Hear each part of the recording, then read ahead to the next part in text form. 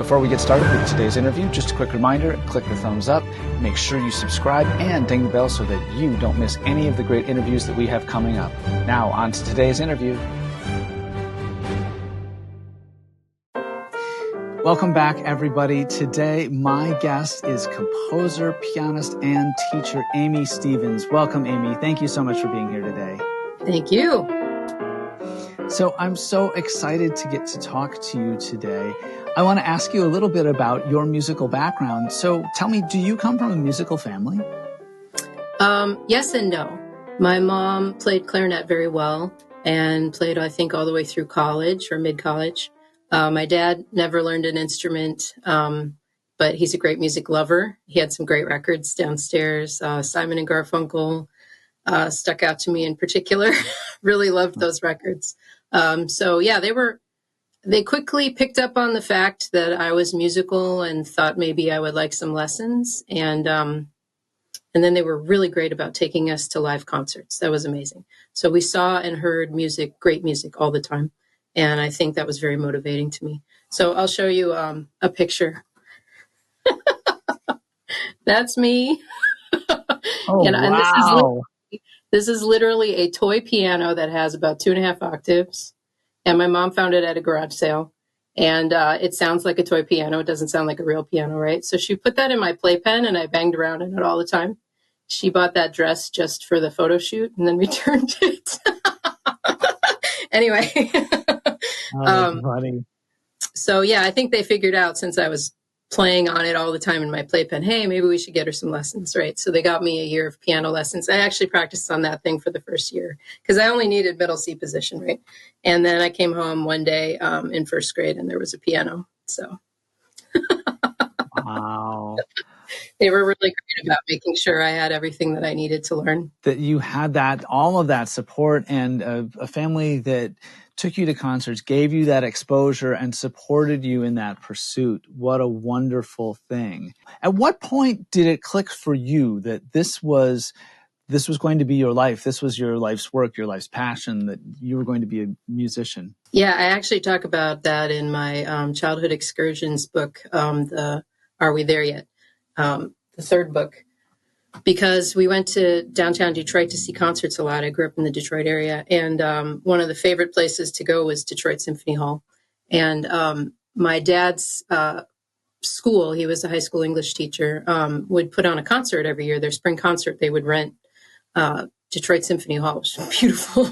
And they would always choose, the band director would choose one student to do a concerto as a performance, And so I saw a number of those, but I remember when I was 8, we were sitting there watching one of the concerts, and I said to myself, "Oh yeah, that's what I'm going to do. I'm going to do that when I'm a senior, and I'm going to be a piano player." And it was just like said and done. Wow. So from very early on, you had that calling to be a pianist. So what about composing? When did you start composing? Good question. A long time later. So I grew up just studying classical and a lot of theory. I went to Interlochen music camp every summer. And I became interested in jazz sometime around middle school. And I tried it a few times. Like I went to a jazz camp and I tried to play in jazz band at school. And I took jazz piano lessons for a little bit. And it just never made sense to me. It didn't click. People would say, oh, just play, just improvise. And I really didn't know what to do. And when you're a pretty good player, I felt like I was a pretty good player, you don't want to sound bad. So you're not that motivated to start improvising when you don't know what to do, right? So I kept setting aside jazz because it just wasn't coming together. It just didn't make sense. I loved it, but it doesn't make sense. And then about senior year, somebody handed me a Keith Jarrett record, the Cologne concert. Oh my gosh. I'm still blown away by all of his recordings, but in particular that one. It just melts me every time. And I thought to myself, okay, I've had these disappointing experiences trying to understand jazz. I'm going to give it one more shot when I get to Indiana University. So I was going there for classical piano. And I said to myself, I'm just going to take that jazz improv class. I'm going to try one more time. So this is like attempt number 4 to play jazz. And part of it was that I realized I was having some memory slips in my classical playing, and I felt like learning to improvise might be very useful. And then 2, I just love the sound of jazz, and I want to understand why I love Keith Jarrett, why am so intrigued by these records. I like Pat Metheny and a number of other players too. So I signed up for that Improv 1 class. And I had no idea when I stepped into Indiana University that David Baker, father of jazz education, is the jazz department chair and teaches Improv 1, right? Oh my gosh. So there are like 300 classical players in the room. No kidding. Every instrument you can imagine, tuba, cello, anything, oboe. And we're all sitting there like pretty good musicians, but we have no idea how to improvise, right? And by the end of the first semester, we could all play 18 songs, 18 tunes, and improvise. You had to, go through a certain number of exercises on each tune to pass the tune. And we all felt pretty good. And what he would do is he would sit at the piano and jam some chords and then just point to somebody and be like, your turn, and you're like, and then you start playing, right? And by the end of the semester, I think we felt like that was fun and not intimidating anymore. It was really cool. So he was a massive part of my journey because so I kept going with jazz, decided to do a double degree, now had a jazz piano professor and a classical piano professor. So I was, tracking both at once. And I think around the latter third of my undergrad degrees is when I started composing, and it just kind of happened. And I'm very certain that learning to improvise unlocked something that I didn't know was there. So for me, learning to improvise was the key to becoming a composer. And I never knew I was going to be a composer. Yeah. Well, everything to David. What an amazing journey. I had the privilege of attending one concert that David played. During my undergrad degree, he was the guest artist during the Eau Claire Jazz Festival one year. And what an amazing player and what an amazing teacher he was. Just what a phenomenal experience that you got to learn from him and you were influenced by him. I think that's so cool. So what are some of the things that challenged you to become a better composer? And I might also extend that question to say, what are some of the things that challenged you to become a better pianist as well? And I always decided that I should play with better musicians. I'm an okay jazz player. I'm an okay improviser. But I always put people in my band or ask people to play who are really phenomenal, right? And that inspired me too. And then the music was written with their sound in mind. And what they like is I will create big solo opportunities for them, so that they can go on and on as much as, talk as much as they want to as they're improvising. So that was inspiring because, hearing them take my song in a different direction or in a new direction or in a more, open direction that I had imagined in my limitations in my head is really amazing. So being around great jazz musicians is, I think, the key to be a great composer eventually someday. That's my goal. I think you have already achieved that. I was so blown away listening to your music. And I love what you said about surrounding yourself with people who are better than you, because I really feel like regardless of what it is that you're doing in the world of music or even outside the world of music, having to be a small fish in a big pond sometimes is the thing that makes you strive harder and grow to your maximum potential. I love that. What a cool piece of advice that is. So I've listened to a bunch of your compositions and even listened to some of your albums that are outside of the world of the Federation. And I noticed that you have a distinct style to everything you do. You speak the language of jazz fluently in your performing and in your composing, but it also is a style and a sound that is uniquely yours. So what are the things that you did to help develop that style? That's an interesting question because part of that is kind of abstract. Like, I don't know that I set out to find my own voice, right? I think it just happens, but it happens. And I watch this with my students too. They figure out what they like best. They, analyze why they, what it is that they like. And then we figure out, why did you like that? Right. And then it just becomes part of your own vocabulary. Right. So there are certain chord voicings that I gravitate to. There are certain rhythms that I like. There are certain scales I love. There are certain licks or, jazz vocabulary words that I enjoy. And there are certain movements that I like, like I love drop lift slurs. I love moving across the piano, with my elbows, So all of those things I think are little bits and pieces of what creates, your sound. But I don't know that it's something that I'm going to figure out my sound. It's just something that happens naturally, right? But I think a lot of it is the analysis part. Why did I like that record? And what is it about that solo that's so cool? Maybe I should figure it out and look at, because I think one thing that was very interesting for me, I was very picky in high school about which classical pieces I wanted to play. And it drove my teacher a little crazy. As we were choosing things for Federation and other events. She's like, why do you argue with me about things? And I'm like, well, I just like the sound of this, right?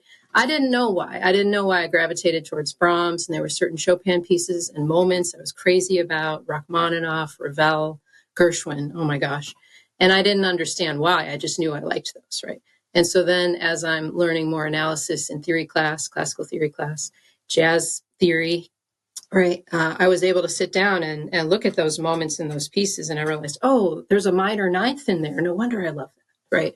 Oh, this chord is so interesting how it resolves, right? Oh, I love this rhythm. Oh, this scale is gorgeous. And so then it became more apparent to me what I like. And of course, you borrow those ideas, and then you wind up turning them into something that, comes from you. I love that. It sounds as though you almost have found all of the little bits and pieces of lots of other composers' works that you've really liked and gravitated toward. And then you found a way to synthesize that into something that's completely and totally new, that is uniquely yours. So I think that's really cool. Thanks. What are the attributes that you feel help someone to become a successful composer, a successful professional musician? Listening to a lot of music and being open to all kinds of music. I really like almost anything.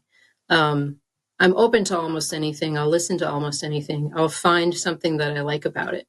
Students in my studio are constantly bringing in music. I'm okay with them learning movie music and records they like, etc.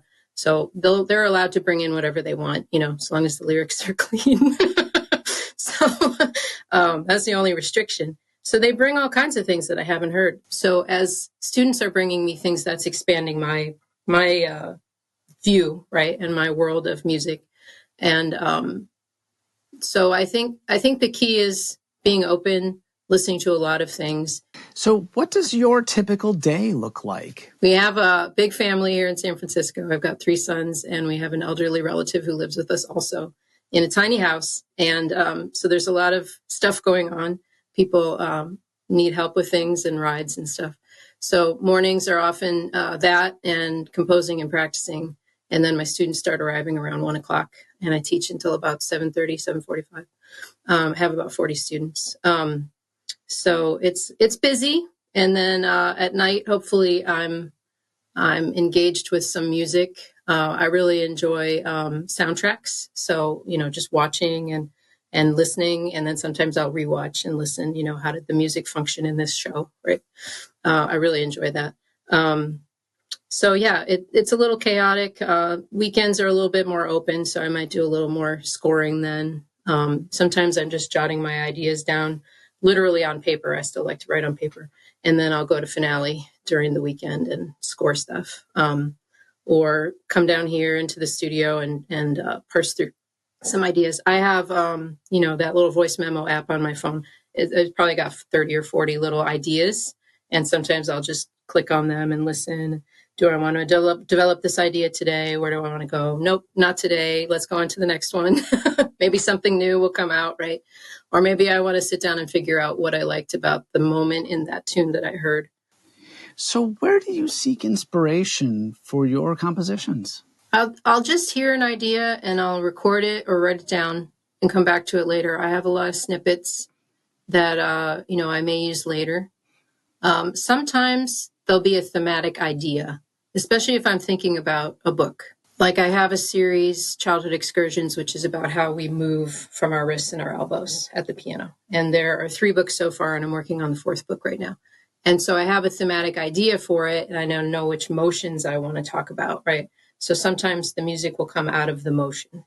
sometimes the music will come out of the theme that I'm thinking of. I also have a series called Round the Key Circle, and I'm working on the third book right now.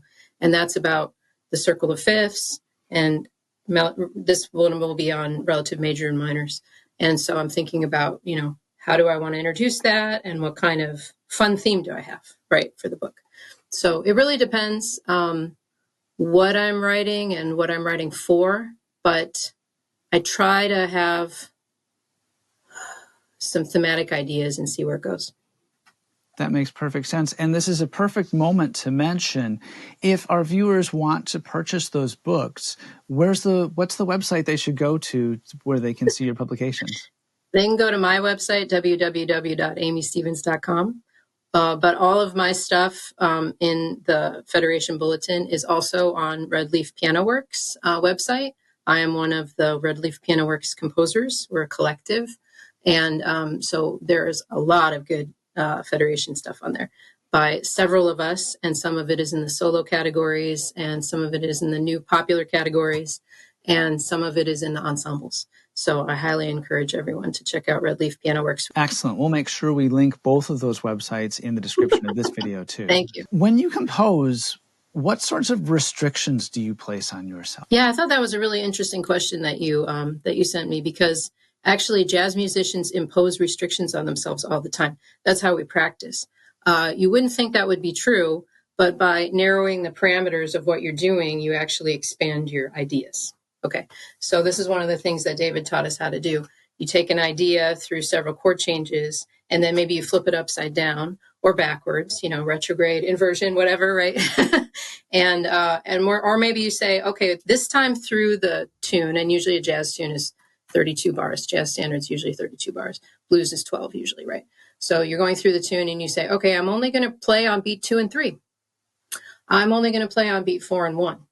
I'm only going to play on beat 1, 2, 3. Rest on 4, right? Which is kind of more natural. So then you say, okay, I'm going to go 2, 3, 4, 1, stop. 2, 3, 4, 1, stop, right? I'm only going to use this scale. I'm only going to use part of this scale. I'm going to stay in this range, etc. So you fence yourself in on purpose, and then what happens is you come up with all these other new ideas. Because if somebody just said, oh, just play what, right? But if you're very specific about how you're going to practice the tune and getting to know the tune, right, then you will actually come up with great, interesting ideas that you didn't know you had. And so we all practice that way. And so as a composer, I'll fence myself in and be like, okay, I'm just going to work on this and see what happens. I'm going to stay with this and see what happens, right?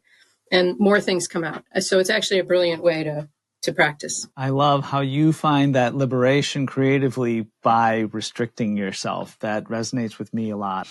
How did you connect with your publishers? This is interesting. Red Leaf Piano Works is not actually a publisher. We're a collective. So we're kind of different. There are 14 of us now, but soon there will be 17 because we're about to add a few more composers in the next year or so. What happens is that we all write our own books, write our own materials, publish our own. We own our own copyrights. We print our own books. And then we put the Red Leaf logo on the back, right? And on the inside. And the idea is that we are supporting each other. So we have a shared website where we sell everything that everybody wants to, offer to students and teachers and players. And we can upload new stuff at any time. And we have shared social media. And then what we try to do is do events together. So we've been at MTNA the last couple of years, had a booth, did a showcase, right? We do state and regional events. A number of the composers are Canadian, and they do a lot of the Canadian events, right? So we help each other out, but we all are completely independent in terms of our writing. And then what we can do is we can do books together. So right now we're writing our 4th and 5th anthologies where each person contributed 1 or 2 pieces. We're working on a primer book right now and an advanced book. It's really fun because we know what the parameters are, but everybody can write what they want. And when you put that collection together, there's so many interesting voices and ideas, and yet it's cohesive in a really interesting way. What a cool situation that you have, and what a neat thing to be part of an organization like Red Leaf Piano Works. if a young person is watching this and they aspire to be you someday, someone who is a successful composer, a successful pianist, have albums, have a great career, what advice would you give them? Try everything and figure out what you like and why you like it. I think it's really important to understand why. We've talked about that a little bit today. Keep audio files of your ideas, jot them down on paper if you want to, or digitize them right away. And the bonus is that you'll be a better musician because you attempted composing. You understand music and how it functions better. And you are a better reader and a better at analysis and so many things, better at theory, right? So it can't but help you. Composing is one of those things that just enhances your musical experience, whether you feel like you're great at it or not. So what are some of the biggest challenges you feel that composers face today? I worry about copied music and shared music. It's kind of hard to be the composer and realize that maybe that teacher bought one book and used copies for their studio. Please don't do that, right? Or downloaded the PDF and shared it with other people, right? That's really hard because it took so much work and thought and effort. So to create that book and so many hours, it's so much poring over details and then sharing it with a couple friends to make sure that everything's in place and it looks okay and it reads okay, right? There's so much time and months and hours and hours. So it hurts a little bit when people aren't respectful, I think, of copyright. So what do you hope to be known for? I'm going to read you a quote from Haydn, okay? Because I think this summarizes how I feel very beautifully. So Haydn said, and at one point he says here below, he means people on earth as opposed to heaven, people on earth, okay? He says, there are so few happy and contented people here below. Sorrow and anxiety pursue them from everywhere. Perhaps your work may someday become a spring from which the careworn may draw a few moments, rest and refreshment.